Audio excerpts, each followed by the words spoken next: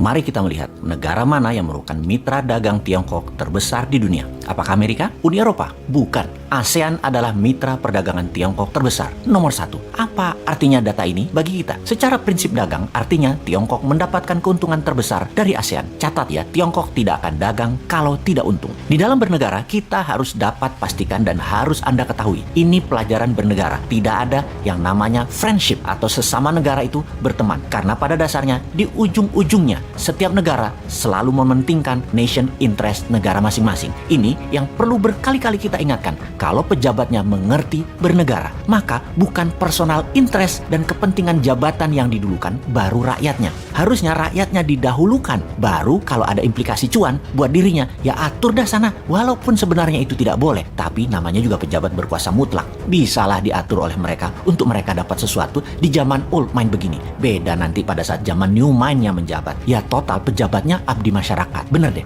jangan seperti negara tetangga. Keuntungan pejabatnya didulukan, baru dibangun narasi nasionalismenya. Jadi negara tetangga itu punya strategi berkuasa dan mengelola negara untuk kepentingan sedikit orang, yaitu dirinya dan kelompoknya, terutama oligarki yang mendukung mereka. Bener deh, baru pertama kali di dunia ada bernegara itu dibangun dengan kekuatan narasi saja. Bahkan ada seorang menteri di negara tetangga tersebut membangun narasinya begini. Ketika Amerika datang ke mereka, pejabat Amerika itu berkata betapa jeleknya komunis Tiongkok dan strategi negara Tiongkok kepada banyak negara. Kalian, negara tetangga tersebut ya maksudnya, harus selalu bersama Amerika. Tapi begitu Amerika balik ke negaranya, gak ada apa-apa yang dikasih sama Amerika ke negara tersebut. Sementara dengan Tiongkok, Tiongkok berkata, kamu ke Tiongkok saja. Sepertinya kalian tuh perlu banyak jembatan, pelabuhan, jalan tol, bandara, kereta api. Sini, kami yang bangun. Gak perlu uang, kami sediakan. Yang penting nanti kalian nyicil ya, bayarnya ya. Kalau kalian gak ada uang juga untuk nyicil bayarnya, gampang. Bisa pakai sumber daya alam kalian dan tenaga kerja kami bisa kerja dengan aman di negara kalian. Jangan dihalangi, nanti kami gak invest lagi di negara kalian. Dan pejabat negara tersebut membantu penuh dengan ketaatan mutlak ke Tiongkok. Ini cerita negara tetangga, juga dengar dari bisik-bisik tetangga. Kagum rupanya pejabat tadi dengan Tiongkok, yang memang hebat sih fakta strategi bernegaranya. Misalnya ya, perbedaan Tiongkok dengan Amerika lainnya lagi adalah Amerika membangun pesawat F-35 itu biayanya sekitar 1,7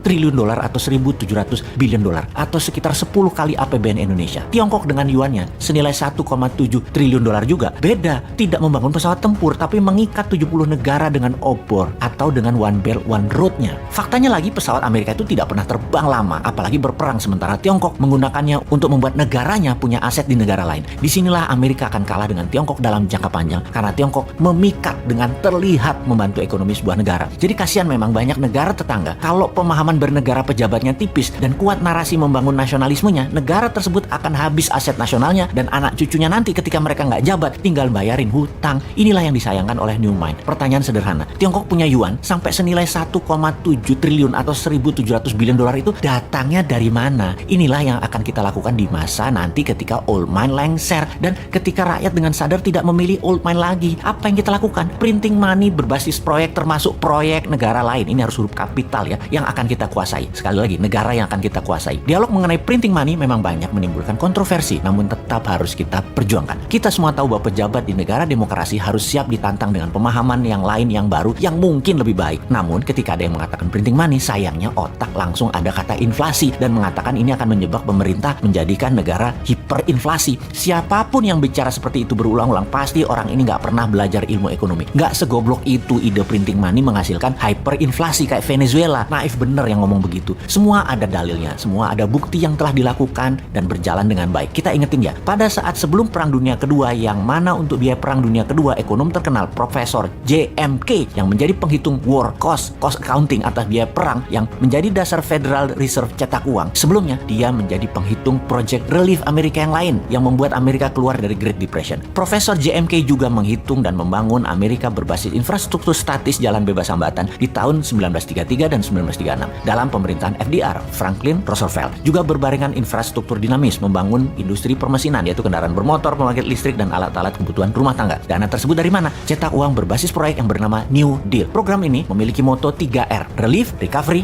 dan Reform. Fokus program ini diadakan untuk mengatasi pengangguran dan kemiskinan, pemulihan ekonomi ke level wajar, dan pengaturan ulang sistem ekonomi agar depresi tidak kembali terulang. Dua peristiwa tadi, New Deal FDR untuk Amerika keluar dari depresi dan memenangkan perang, adalah strategi printing money. Oke, sekarang ke Amerika. Bosen-bosen deh lu bolak-balik ke Amerika, tapi namanya belajar ya nggak apa-apa diulangi lagi. Karena tidak ada yang namanya keunggulan di dunia ini, yang ada hanya pengulangan alias alias kalau mau unggul maka ulangi.